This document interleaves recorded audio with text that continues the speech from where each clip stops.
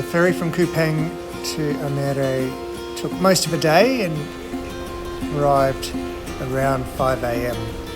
I was woken at about 4:30 with pings from my phone when it got close enough to a phone tower, but ironically thereafter there was no data for me right through the day's ride. That wouldn't have been such an issue, except of course I hadn't downloaded maps for this trip. So for some distance I just pointed west, hit the road, hoped for the best, and I really thought I'd find data along route since I'd had data even before the ship had landed. It didn't really matter whether I took wrong turns, whether I was delayed. I'd just travel as far as I could get. But as it happened, west was the correct direction, and I wound my way up the mountain and eventually down the other side, all in the vague direction of Labuan Bajo on the far west coast.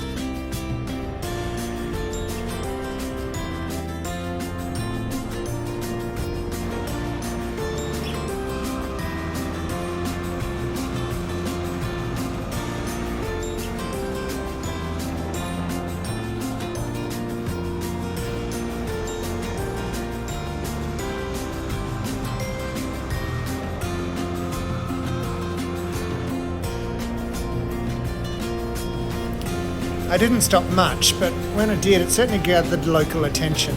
I certainly didn't see any other Western European white-skinned people in the area, and I dare say many of these blokes hadn't either.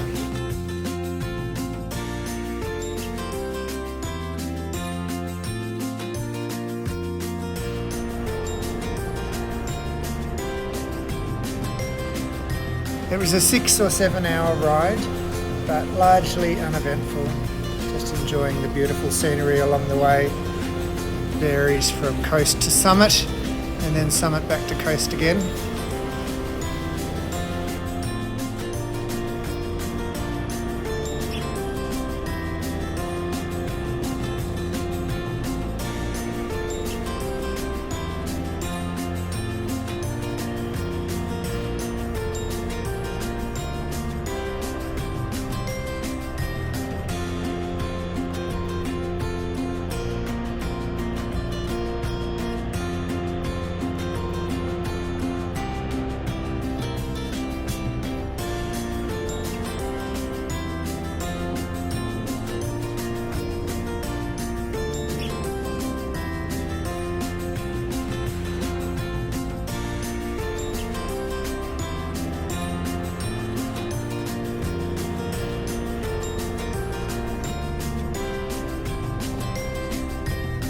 After more breathtaking photo opportunities, the ride continued down, and eventually I found my way to Labuan Bajo.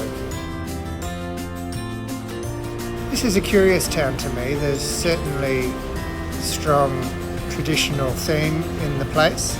There's certainly a lot of Western tourist influence, but the two don't seem to me to mix much. They just coexist in an awkward but workable rhythm. Tourists come here from Bali for the excellent diving and snorkeling.